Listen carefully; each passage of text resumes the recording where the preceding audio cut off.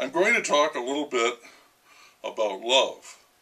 Why I would do this, why I would want to do this, I don't know. I do know that I'm out of my depth. I'm certainly no authority on the subject. People say there are several different kinds of love, which further complicates any discussion of it. I'm talking about what we might call romantic love, that one person feels for another. And if that love is equally requited, then we're really talking about a burning hunk of love. I may be doing this because I went to see a movie, the first movie I've seen in a theater in at least 20 years. As a Christmas present, one of my sons took me to a movie, sort of a joke and a present all in one. He took me to see Birdman, which I think won the Oscar for the Best Picture of the Year. We saw it before the awards, and it was filled with many excellent things, mysterious things to be sure. One of these was a constant examination of what it means to love someone.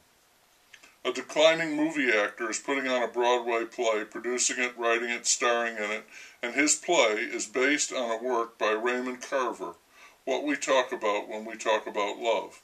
An excellent, I think, simple, and thought-provoking title. It is the name of a story he wrote and was also a collection of stories under that title. I dug up that book and read that story, What We Talk About When We Talk About Love. 4 people are sitting around a kitchen table drinking cut-rate gin. They really go at that gin. One of them is a doctor, something of a know-it-all. He does most of the talking. The people are couples, both married, and both have been married before.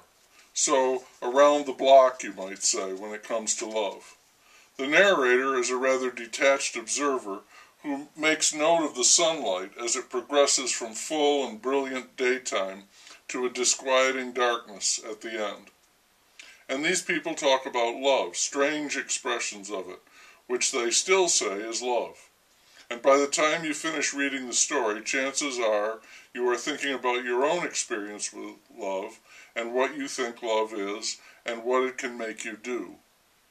There is a new movie out, a live version of Cinderella. Of course, it is a famous love story. And as in so many famous love stories, the lovers know almost nothing about one another. They fall madly and completely in love anyway. They are absolutely overwhelmed with love for each other, that blind love which is all they can see. And that, again, as always, is that. Oh, they throw in the obvious tag, they lived happily ever after. Of course they do, they always do. But they never show any of that ever after because, as we know, and as the movie Birdman demonstrated, and as the stories of Carver set in the ever after clearly reveal, love is complicated. Troubled, shall we say. Beset. More often, it's more like a train wreck than a beautiful cruise. Familiarity breeds contempt, and if you are loving one thing, you can't be loving another.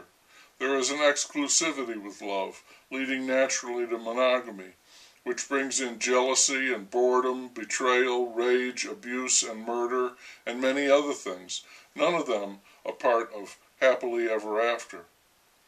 I'm not interested in the love that has no basis other than love, perhaps because I'm old and I'm not pandering to the masses like Disney Enterprises.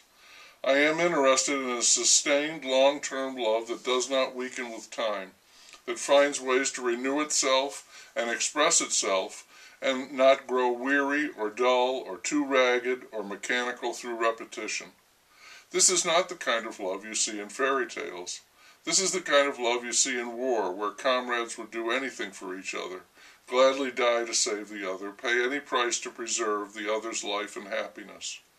Our lives are a war, fought against triviality and despair, and love is one of our armaments. This is a tough love, it has to be. Love with steel in it, love of the sword and shield, not the glass slipper. In spite of that, love will also be wounded, and it must learn how to mend.